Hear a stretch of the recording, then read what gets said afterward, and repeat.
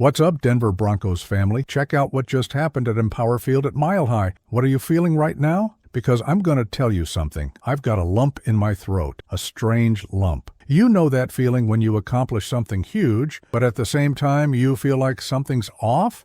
That's exactly what went down this Sunday against the Chargers.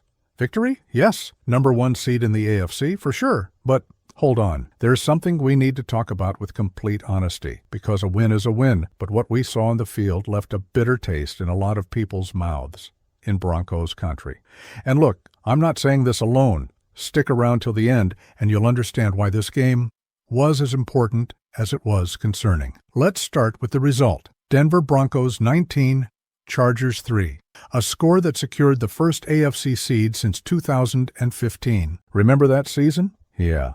That's when we hoisted the Lombardi Trophy at Super Bowl 50. So yes, it's a monster accomplishment. 14 wins in the regular season, tying the franchise record that belonged to the championship team of 98. These are numbers that make any fan get chills. But here's the complicated part. The defense scored the only touchdown of the game. That's right, you heard that. The offense couldn't cross the end zone even once. Not once. And to make it worse, this is already the second time this season that's happened. The other was against Houston in November. Coincidence? Maybe. Concerning? Definitely. Let me paint the full picture for you. First quarter of the game, Broncos go up 10-0. The crowd at Mile High is going crazy. The stadium's exploding. But how did those points come?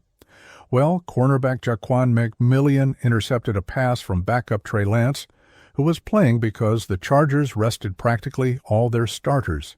The ball deflected off the receiver, fell right into McMillian's lap, and he returned it, running 45 yards to the end zone. Defensive touchdown. Beautiful? Absolutely. But it was supposed to be just the beginning. We expected the offense to get going after that. But that's not what happened. Bo Nix, our sensation rookie quarterback, had one of his worst performances of the season. 14 of 23 passes completed, 141 yards total. In the first half, just 38 yards. 38! And he still took 4 sacks during the entire game. 4 times Bo was brought down by the Chargers' backup defense. That's scary, folks, because throughout the entire month of December, he had only taken 5 sacks total. So in a single game, he suffered almost the same pressure he had faced in 4 weeks. The offensive line, which had been holding up well the entire season, simply crumbled. And when Bo had time to throw, things weren't connecting. High passes, wide passes, rush decisions. It wasn't the Bo we know. And there's more. Sean Payton's game plan was ultra-conservative. Only 2 of Bo's 23 pass attempts traveled more than 10 yards through the air. 2. The rest was all short. Screens, passes to the running back, horizontal plays. It seemed like Payton was holding back the playbook on purpose, hiding the real plays so as not to show anything to playoff opponents. After all, the Chargers could very well face us again in 2 weeks, depending on how the playoffs unfold. So yes, it makes strategic sense. But was that all it was? Or is the offense really having problems? Meanwhile, Vance Joseph's defense was doing the heavy lifting. And when I say heavy lifting, I mean heavy lifting. Lance, the Chargers' backup quarterback, had a rating of just 43.4. Pathetic. Denver's defense forced 7 punts, 2 turnovers, and 2 fourth-down stops. They simply dominated. Nick Bonitto, our edge rusher who's been having a sensational season, stripped the ball from Lance's hands on a strip sack in the 4th quarter. Rookie Syvion Jones fell on the loose ball. Another recovery for Denver. And those 2 turnovers led directly to 10 points on the scoreboard. It was those 10 points that made all the difference in the game. Speaking of Bonitto, the guy finished the game with a sack and a half, but could easily have had 3. He was everywhere, collapsing the pocket, pressuring Lance relentlessly. The defense as a whole recorded 4 sacks, reaching a total of 68 for the season. That's a franchise record and also the best number in the entire league. We're just 4 sacks away from beating the NFL's all-time record that belongs to the Chicago Bears of '84. So yes, This defense is a wrecking machine, and Broncos country needs to recognize that. Without this defense, we're not where we are today. But there's an important detail here. Throughout the season, head coach Sean Payton and defensive coordinator Vance Joseph had been complaining about one thing: turnovers, or rather, the lack of them. Denver was tied with the 5th lowest number of forced turnovers in the entire league. For a defense that dominates so much, that pressures so much, this was extremely frustrating, and it seemed like this game against the Chargers was going to be more of the same. But then, when they needed it most, the defense responded. 2 turnovers that became 10 points. Payton even commented after the game that when a team scores a defensive touchdown, the chances of victory jump to 88%. And that's exactly what happened. Since Payton made this concern about turnovers public, the team has a +2 margin. They're improving at the right time. Now let's talk about kicker Will Lutz, because the guy was essential. 4 field goals on 4 attempts. 13 of the team's 19 points came from his foot. In the playoffs, where every point counts, having a reliable kicker like that is worth gold. Lutz has been solid all year, and this Sunday he proved once again that he can carry the team on his back when the offense doesn't show up. And look, with an offense that didn't cross the end zone, he was basically the entire offense. So, respect to Lutz, who's doing quiet but fundamental work. But let's get back to the elephant in the room, the offense, because that's what's got everyone worried. 0 offensive touchdowns, 0 red zone attempts converted.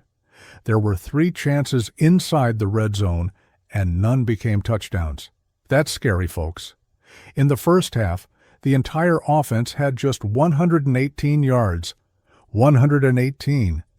And of those, Bo was responsible for 38 passing and another 50 rushing. So he was practically carrying the offense alone. And even then it wasn't working. The wide receivers disappeared. Cortland Sutton, our main target, had just 1 target and 1 reception for 5 yards. 5 yards. Marvin Mims had 3 targets, 2 receptions, 10 yards. Troy Franklin had 1 target and 0 receptions. Rookie Pat Bryant led the group with 4 receptions for 31 yards. That's way too little. Way too little. And okay, part of that might be the fault of Payton's ultra-conservative scheme. But where's that explosive offense we saw during the season? Where are those vertical plays, those deep passes that opened up the field? It all disappeared. And the ground game? Also disappointing. Rookie R.J. Harvey had a weak performance, averaging just 1.9 yards per carry. He was completely overshadowed by Jaleel McLaughlin, who averaged 6.1 yards per carry and was Denver's best offensive player of the day. McLaughlin showed explosion and field vision, but didn't get enough volume of touches to really impact the game, and the offensive line, which had been a strong point, was dominated by the Chargers' backup defense. Backup! That's right. The guys were resting their starters and still managed to pressure Bo the entire game. That's way too concerning. So, Broncos country, we need to look this situation in the eye.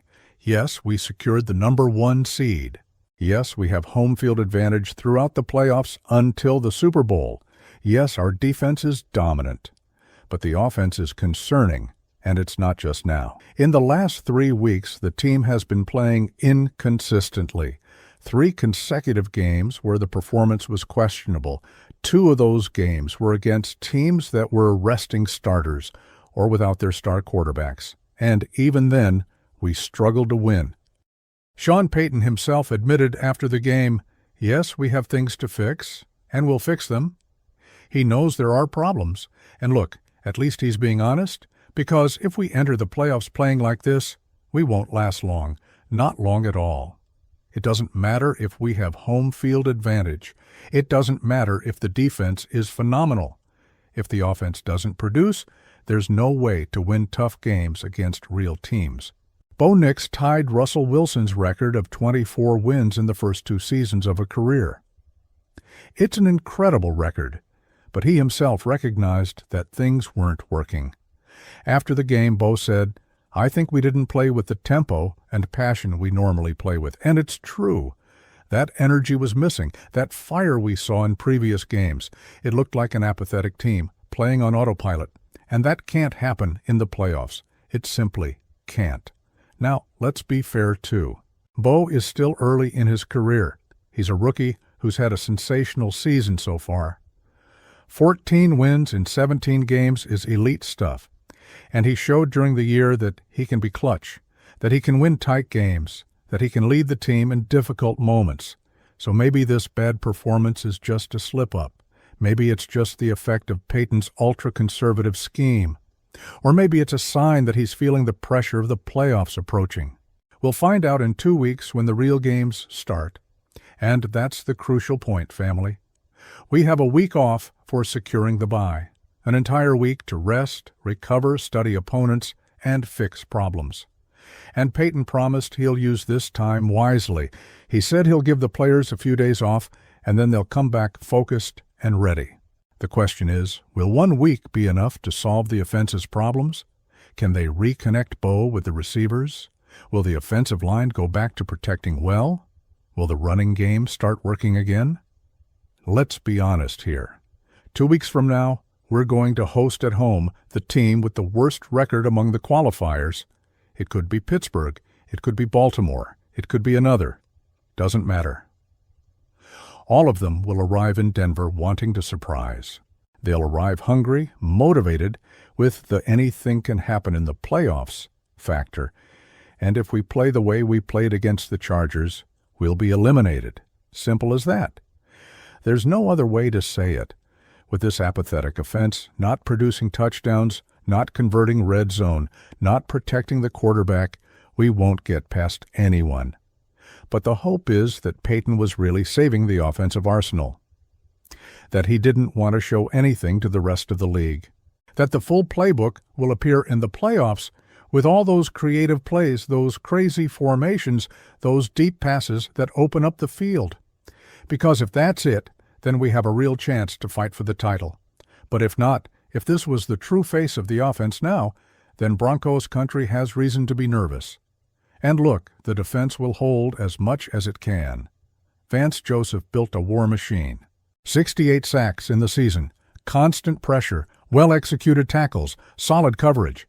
And now, in decisive moments, turnovers started appearing. So yes, the defense will do its part, but you don't win football games with just defense. You need to score. You need to put pressure on the opponent. You need to make the other team play from behind, and without a functioning offense, that doesn't happen. So, Broncos country, here's my question for you. Are you confident? Do you believe this team can go all the way? Because I want to believe. I swear I do. But after what I saw this Sunday, I've got a nagging doubt. I'm worried. Because we're 2 wins away from getting to the Super Bowl. 2 wins. And the path goes through our stadium with our crowd, with our altitude, all possible advantages. But advantage doesn't win games alone. You need to execute. You need to play good football. You need an offense that works.